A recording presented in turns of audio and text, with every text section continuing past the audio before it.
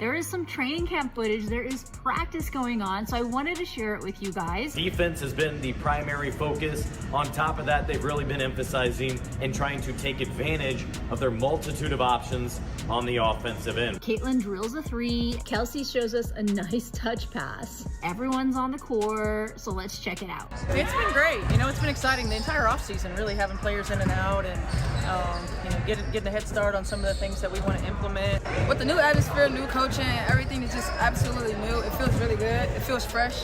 It's kind of like when you take your clothes out the dryer, kind of like fresh. It feels different, and it feels good because we have new leadership, we got new players, we got vet leadership, and so I think all that combined just makes for a good atmosphere right now. It feels good. Yeah, I mean, that was like my biggest focus in the offseason, was just trying to get stronger and really working on that, and really thankful for Sarah, our strength and conditioning coach, like put in a lot of time with me, and we were in here consistently. Like, I think that was the biggest thing for myself, is just having that consistency to be able to work on it for 6 months or whatever it was. She vanished from the spotlight for months, and when Caitlin Clark finally stepped back onto a court that felt almost foreign to her, it wasn't just a basketball game. It was a seismic event that rippled through every WNBA feed, every locker room corridor, and every social media thread in existence. Viewers who had been waiting on the edge of their seats were greeted not with a tentative warm-up sigh or a guarded dribble, but with an explosion of energy so vivid it felt like the stadium itself was breathing again. The Indiana Fever, long starved for the electric pulse that only Clark can provide, erupted in cheers as she burst through the baseline, eyes alight with the same fierce determination that made her a household name in college hoops. There was no cautious trot, no polite nod to the crowd, just pure, unfiltered intensity. And in that moment, the world remembered why it fell in love with her talent in the first place. Yet behind the roar of the crowd lies a story of absence, the endless months of speculation, the rumors swirling around her recovery, the whispers of "will she ever be the same?" that circulated through sports bars and living rooms alike. Reporters chased down every hint, every cryptic post on her verified Instagram feed, trying to divine whether this was the champion reborn or the prodigy in peril. But as she rose into her first three-pointer of camp, swish, the answer was clear. Caitlin Clark wasn't here to be a footnote in someone else's comeback tale. She was here to write her own legend. And as the final echoes of that shot dissipated, a hush fell over the assembled press, only to be shattered seconds later by cheers so loud they registered on the Richter scale of viral moments. But that wasn't the whole story. There was more beneath the surface that would make even the most casual fans sit up and take notice. Because this wasn't just about one player returning. It was about a franchise, a league, and a fan base on the brink of transformation. It's nothing like being where you want it and everybody feels value in order to go have a good training camp, have a good preseason, so you can have a good first game when the season starts. But I think right now, it's just that good feeling of everybody feel like, hey, I want to be here and I want to compete. So I think that's the first step. The first glimpses of Caitlin Clark in Indiana Fever gear felt like receiving a rare artifact from the future, polished, powerful, and humming with possibility. Social media starlets and veteran beat writers alike scrambled to upload clips of her lightning-quick crossover, that trademark head snap that sends defenders spiraling, and the court vision so expansive it seemed she was predicting passes seconds before thought itself registered. Fans who had been starved after a WNBA season that felt diluted without its brightest light descended on X, formerly Twitter, TikTok, and Instagram, watching in awe as Clark seemed to glide rather than jog, her feet barely grazing the hardwood. Yet amid the awe, questions swirled. How had she maintained such insane conditioning after months away? What tweaks had her personal trainers and shooting coaches implemented to sharpen her release even further? And most importantly, could the Fever's supporting cast harness this tsunami of talent without being swallowed by it? It was an adjustment for sure. Like, I was so used to playing basketball for basically a year of my life. That's all I did, so the rest was certainly great. And you know, I thought it was going to feel long. It really didn't. It felt really short. Like, we played a lot of pickup. We were in here all the time. I was in here with Keith all the time.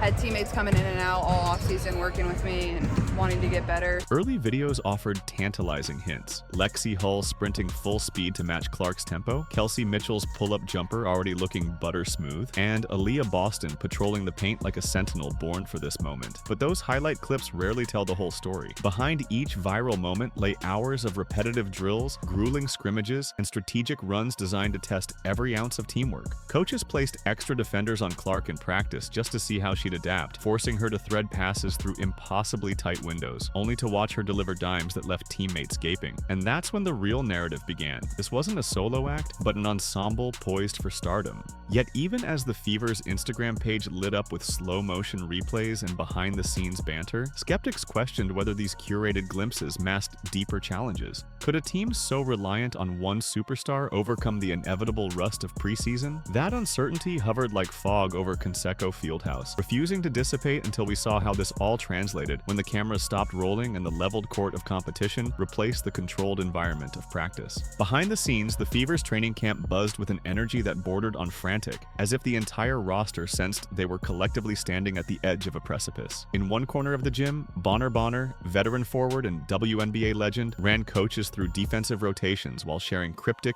yet insightful anecdotes about toughness and mental grit. In another, rookie Sydney Coulson tagged up for catch-and-shoot drills, her focus so intense you could hear a pin drop over the squeak of sneakers. The coaching staff, led by the unflappable Stephanie White, moved like conductors in an orchestra, directing the flow of drills with brisk authority and occasional bursts of laughter when a stray pass ricocheted off a backboard. Reporters crowded the glass walls, smartphones at the ready, each hoping to capture that one unscripted moment of brilliance or blunder that would define the narrative. And it came in the form of a single clip. Clark, pushing the pace, sprinted end-to-end, gathered a rebound off a missed jump shot, and sailed a no-look pass across the court that hit the front corner of the paint before the cutter even made the cut. An impossible feat that immediately ignited viral threads across every platform. That play alone offered a crash course in why Clark's game is more than statistics. It's poetry in motion. But while the highlight reel grew by the minute, veteran reporters dug deeper, asking questions about practice intensity, player morale, and the unspoken pressure building under the glossy surface. How did the team handle missed shots and turnovers? Was sideline behavior during scolding sessions measured or fractious? And most pressingly, did these moments of tension subtly reveal a roster still learning to trust each other when stakes were highest? Observers noted flickers of frustration, a snap at a botched screen here, a heavy sigh there, but also saw reparative moments. Clark offering an encouraging pat on the back, Mitchell sharing a grin after a corner three, and White stepping in to calm tempers with measured words about resilience. Together, these behind-the-scenes glimpses painted the Fever as a team on the cusp of greatness, grappling with the same growing pains that accompany any bold new experiment in professional sports. We don't expect perfection right now, but we do expect discipline and we expect hard work. So if we could cultivate that and then give ourselves some grace when it's time to go win games, I think we will. Well, I think the biggest benefit, obviously there's the aspect of having a new coach and a lot of new teammates. So in that regard, it's still a learning process and trying to figure your teammates out and figure out the new system. But the pace and physicality and all of that, you're used to it, you're ready for it, you're ready for the speed of how things are going to move. I think that having that under your belt is kind of what's helped me the most here. But at the same time, it's a learning process for all of us. There's, most of the team here and most of the girls here are new players. So and the ones that have come back, new coach, we're just trying to learn in the same way and build relationships with our teammates. So similar in that regard, but at the same time, having a year under my belt is really helpful. Then came the clips that broke the internet. 2 seconds here, 3 seconds there, but each one packing the power of a blockbuster trailer. First, the deep three-pointer. Clark receives a pass at the top of the arc, hesitates for a heartbeat, wind-ups in a single fluid motion, and releases a shot that seemed destined to arc through an unseen portal before finding nothing but net. The roar that followed shattered the hush of that early morning practice session and set social media ablaze with memes, reaction gifs, and predictions of WNBA records falling like dominoes. The second clip was even more outrageous. A collision under the rim that looked like an improvised WWE move, complete with a thunderous boom that reverberated through the building. As Clark rose from the pile, brushing off imaginary dust, the assembled press corps burst into cheers, half in admiration, half in relief that their star hadn't been sidelined by a freak accident. Both plays were racked and stacked within hours on highlight montages, their captions reading "insane," "unreal," and "you won't believe this." The viewer engagement was off the charts, driving up anticipation for the upcoming preseason scrimmage and creating an almost apocalyptic level of hype. Could this team survive the weight of its viral fame?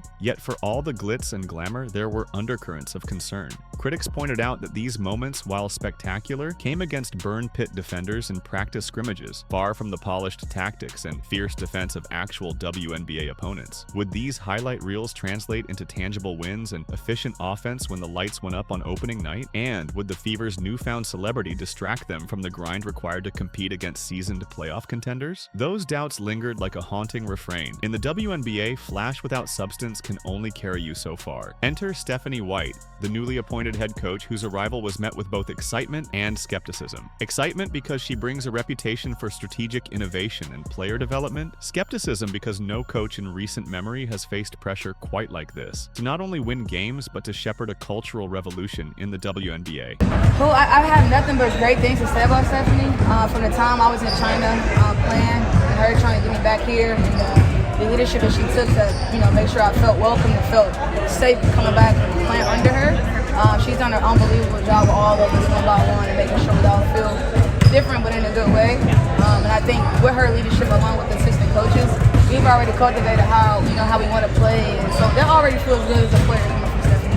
White's approach in training camp was methodical, yet creative. She implemented situational scrimmages that mimicked final-minute scenarios, challenged shooters to hit off-balance three-pointers while defenders clawed at their jerseys, and orchestrated full-court presses that forced rapid decision-making under duress. In post-practice huddles, she spoke in calm, deliberate tones, weaving in basketball metaphors. "We're building a symphony, not a solo act." That resonated with players accustomed to either solo heroics or rigid defensive-first schemes. Reporters picked up on her emphasis on empowerment, noting how she invited feedback from veteran leaders like Bonner and AB, then integrated their suggestions into practice plans. The result was a palpable sense of ownership among players. They weren't just executing orders, they were co-architects of a bold new vision. Yet even as the Fever seemed to hum like a finely tuned engine, whispers circulated about potential friction points. Could White balance the egos of star players without alienating bench contributors? Would her experimental tactics hold up under the unrelenting spotlight of prime-time broadcasts? And how would she manage the inevitable setbacks when two Hall of Fame talents collided on the court? White's calm demeanor suggested she was ready for such storms, but in the unforgiving arena of professional sports, calm can evaporate the moment the scoreboard flips against you.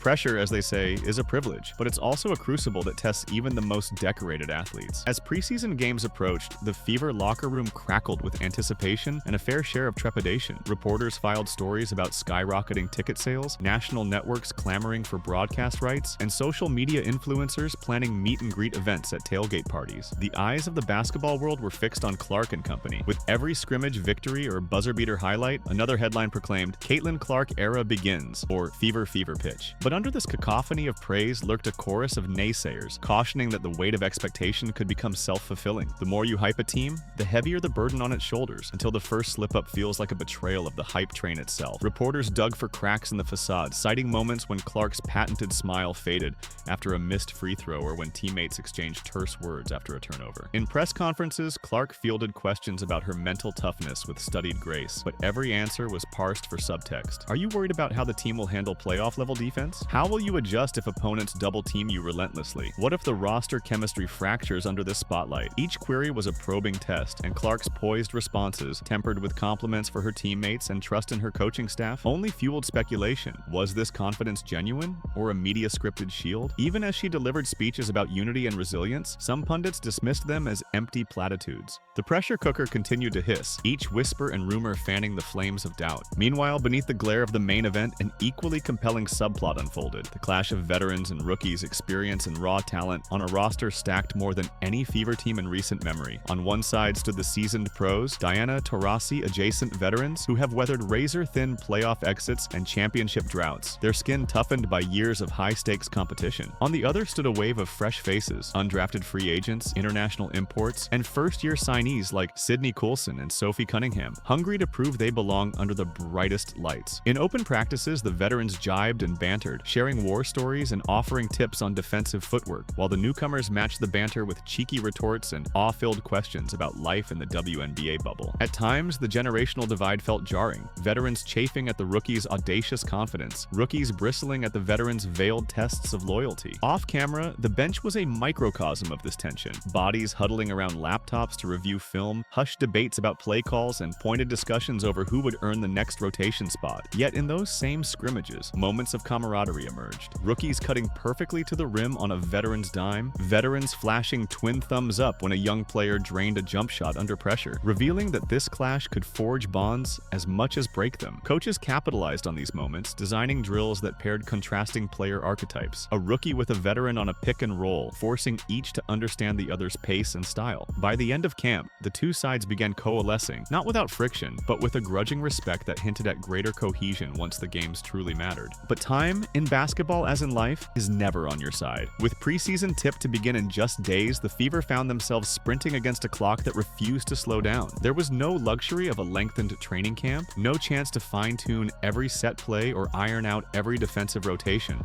Real opponents loomed, waiting to exploit every miscue. In these final sessions, drills morphed from slow-motion teaching moments into frenetic, live-fire scenarios, press breaks that escalated into broken sets in the blink of an eye, transition offense practiced at half-court speed, and isolation plays designed to push Clark and her teammates to make split-second decisions. Reporters caught snippets of coaches yelling, "Live it or leave it," and players gasping for air mid-dribble, foreheads glistening under the arena lights. Yet amid the controlled chaos, the true test emerged. Could the Fever internalize coaching directives fast enough to stop feeling like students in a basketball seminar and start playing with the instinct of a well-oiled machine? The answer lay in scrimmage film, rewinds of blown coverages, silent celebrations after successful traps, and the occasional gleam of unspoken chemistry when two players locked eyes and instinctively executed a perfect cross-court entry. As these final hours ticked away, the tension ratcheted higher. Every missed layup, every stray pass became a potential season ender if not corrected immediately. But with pressure also came moments of clarity. A veteran's timely switch in a scramble defense, a rookie's fearless drive through congested traffic, flashbulb instances that suggested this team might indeed gel in time.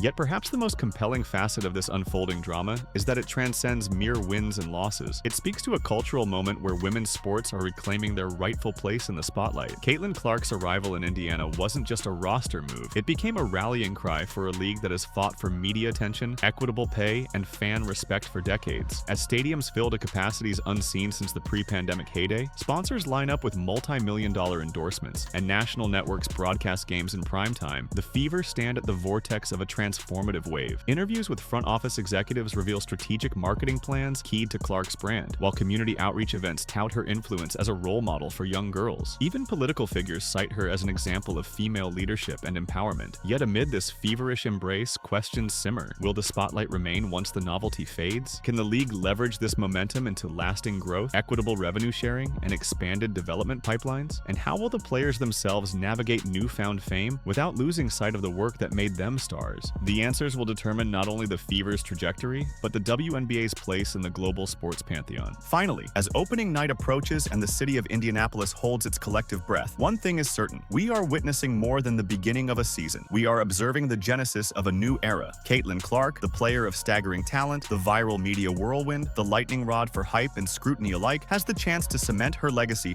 not as a fleeting sensation, but as a generational icon. I thought it would feel kind of long and drag a little bit, but it goes way quicker than you think. But that rest aspect for myself, just, getting my body where it needed to be and really working on things that I needed to work on was super important, but I'm ready to compete again, so I'm excited. Her teammates, a blend of grizzled veterans and ambitious newcomers, have the opportunity to turn individual brilliance into cohesive triumph. And Stephanie White, standing at the helm of this ambitious project, must prove that her strategic vision can withstand the heat of competition. Behind every practice drill, every scrimmage highlight, every viral clip, and every assembled press corps lies a question that only the hardwood can answer. Will this team seize its moment or become a cautionary tale of hype unfulfilled? As the final countdown to tip-off begins, fans will pour into arenas, tune into broadcasts, and join digital watch parties, hearts pounding with equal parts anticipation and anxiety. Because in this season, the stakes are higher than ever, higher than a three-point line, higher than a championship trophy, higher even than the individual feats of brilliance we've come to expect